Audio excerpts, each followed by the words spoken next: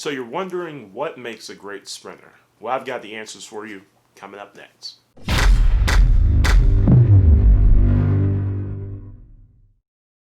Hey, what's going on, y'all? Welcome back to MJPTV, where we put track and field first. I'm MJP, and I just want to thank you again for clicking my video, and let's get right into the content.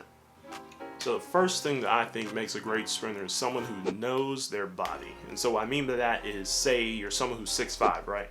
You know you're going to struggle, most of the time with your start.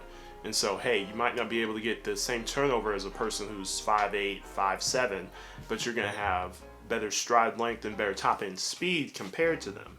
And so on the flip side, it's the same thing. Like if you're a shorter sprinter, you're gonna be like, hey, I might not be able to get the same top end speed, but I have better frequency than this 6'3", 6'4" guy, right? And so you learn to perfect your strengths through practice, and practice makes permanent, and you learn to enhance your weaknesses, right? Because even with 100 meters, there are two different ways to run it. Just look at Christian Coleman and Noah Lyles. So the second thing I think makes a great sprinter is having great work ethic, drive, and being willing to sacrifice things to be great. And so for almost every great sprinter you meet, they're internally motivated. They've sacrificed a lot in their life to get where they are. They're not the person who's out partying all the time, even though there are people who are just so immensely talented they can get away with that. But most of the time, they put the work in before they do the stuff they really want to do, right? Because they're so fixated on being great that everything else really is secondary. They sacrifice time with family to go work out. They sacrifice time with their friends to go lift weights. And so having that internal motivation and drive to be the very best is crucial to being a great sprinter. Okay, so the number 3 thing that makes a great sprinter is to have proper training. And so what I mean by proper training is to have someone teach you proper sprint mechanics, to have good aerobic endurance training in the off season, having good lactate resistance when sprinting, so that way if you run the 400, you don't, peter out the last 50, 75 meters, having lifting strength, being strong in the bench press and the Olympic lifts, learning how to apply force to the ground, speed endurance / anaerobic endurance, core strength. And so by incorporating all of these things into a program to make you the very best, you need to have proper training in order to be a great sprinter. You need to learn proper body position and landing under the center of your mass. You need to learn proper arm swing. So that way, and a common way is to just hammer the nail, where you extend the lever and then pull it back up. So that way you get maximum velocity out of your sprinting form. And so, as well as those things will spur you on to have proper stride length and frequency, because those are a byproduct of having proper body position and arm swing. So make sure you go somewhere where they will train your energy systems. They'll teach you, proper start mechanics, how to get out of the blocks, the proper foot position, landing midsole. And so getting proper training is crucial to being a great sprinter. The next thing that I think makes a great sprinter is to have good flexibility. And so specifically having good flexibility in your hips, in your back, and your hamstring. And so specifically having good flexibility in your hamstring and your back will give you the full range of motion you need while sprinting. Because if you have tight hips, then you won't be able to get the proper knee drive from having good mechanics as you would opposed to when you have flexible hips, right? So doing your hurdle stretches and other hip stretching and strengthening exercises, as well as back flexibility exercises. So that way you'll have the full range of motion that you'll need when you're sprinting. And so along with hamstring flexibility, so that way you can minimize injury. And normally when you're running, if you have tight hamstrings, that means you're going to have a tight lower back. And so by working these two in conjunction with each other, and it's vice versa as well, you will prevent injury and it will make you a better sprinter. Okay, so the number 5 thing that makes a great sprinter is to have proper nutrition, hydration, and recovery. So that means when you're having your meals, breakfast, lunch, dinner, and snacks in between, you're having the proper proteins and proper carbohydrates to fuel yourself, right? So going back to the genetics example, if you're a Ferrari, right, and you're a high-end vehicle, you don't put regular gas in that car. You can't just eat the same things that, someone normally would if they weren't running. you have to fuel yourself properly, as well as get the proper hydration, get your electrolytes in, drink Pedialyte, make sure you hydrate and drink water throughout the day. I think you can, there's a calculator where you can calculate how many bottles of water you should drink per day and, you know, sip throughout the day. And so there are videos on proper hydrating techniques, and so look up some of those and that'll definitely help you, as well as proper recovery, which is often neglected by a lot of people. You know, if you stay up all night on your phone watching YouTube videos, it's going to impact you when you go to practice the next day. Because when you sleep, that's when your body rebuilds the torn muscle fibers and any injured areas. That's when your body is really recovering. And so, you know, if you're injured, you really need to get proper sleep. And so making sure that your sleep cycle is regular and you have a set time or range in which you go to bed and wake up will create that routine. And then over time, getting the proper amount of sleep, it'll show up in practice. You'll be more energized and you won't be out there just slugging around. So proper nutrition, hydration, and recovery. So the next thing I think makes a great sprinter is someone who knows who they are and accepts who they are and is who they are. So to kind of clarify this a little bit more, when I was a kid and I saw Usain Bolt, and you know, Usain Bolt is this big showman, he has this grand personality, and he does, you know, all this fun stuff before he runs, right? I thought, oh, you know, I should do the same thing, you know, that's gonna make me run like Usain Bolt, right?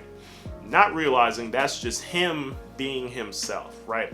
So you have to be you. If you're not wired like that, don't fake it. You have to be who you're wired to be, right? And so that doesn't mean you're still not aggressive when you get out of the blocks. It's just essentially accepting who you are and being that.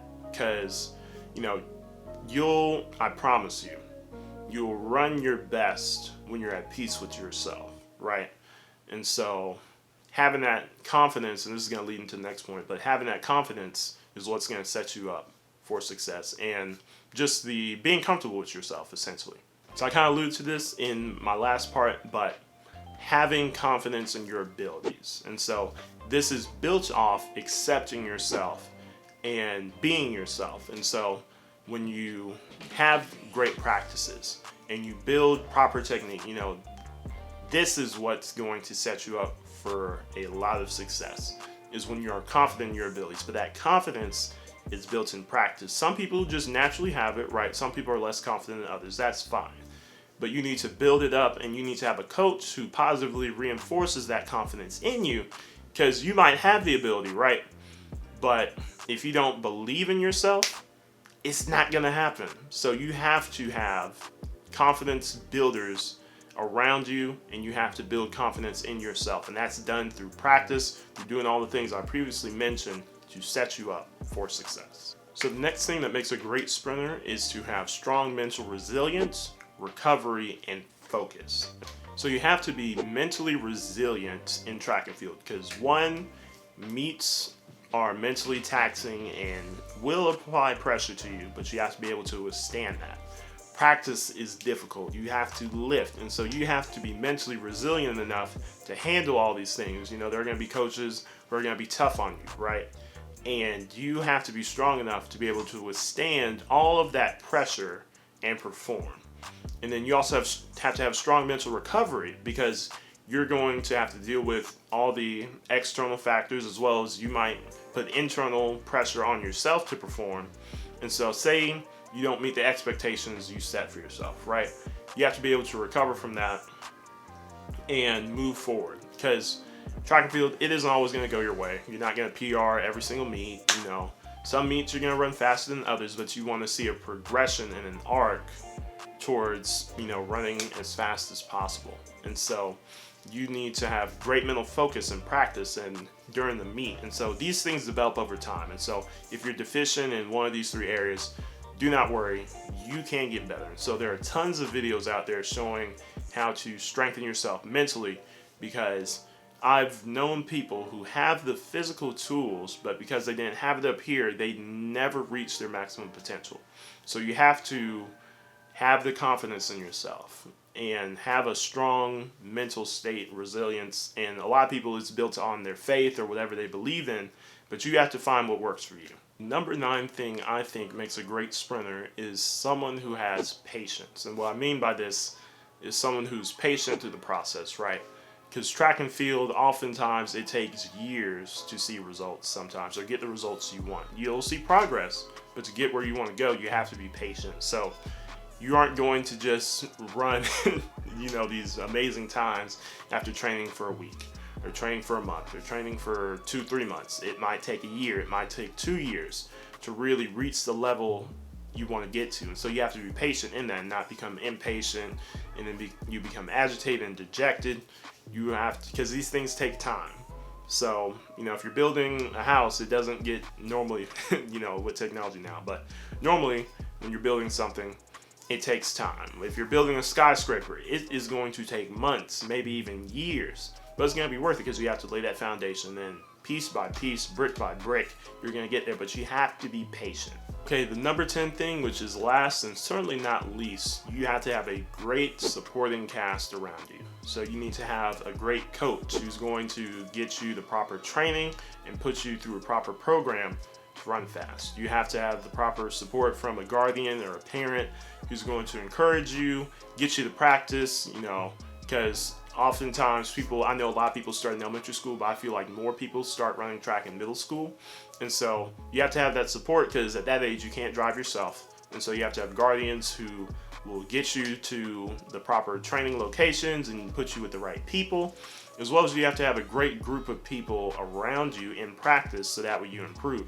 So you want to be around people who are positive and encouraging, people who are fast themselves, because in training in a group training is 1,000 times better to me than training on your own, because you can get work done, right? But you don't have that competition aspect of when you're doing group training.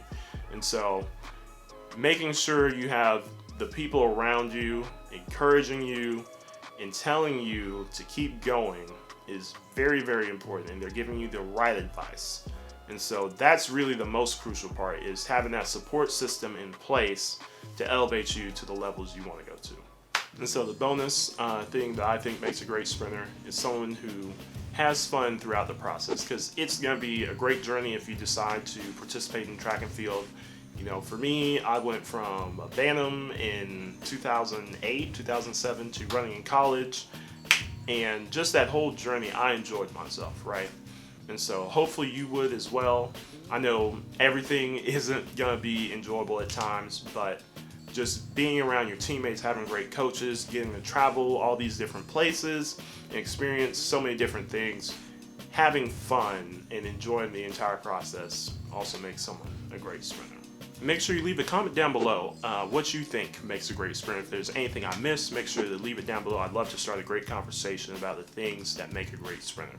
And so that's all I have for you guys today. I just want to thank you again for watching all the way through my video. And if you've made it this far, you probably enjoy my content. So I have a favor to ask for you guys. If you haven't, make sure you like the video, subscribe to the channel, and share it with someone you think would enjoy my content or my channel.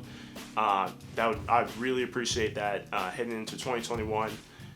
If you haven't, check out my hoodie. I'll have something on the screen here and the link in the description. Help support your guy. We're planning to do a lot of good things moving into 2021, and I'll have a recap video of everything that's gone on this year, hopefully up sometime this Thursday or Friday, so look forward to that. And y'all have a great day. God bless.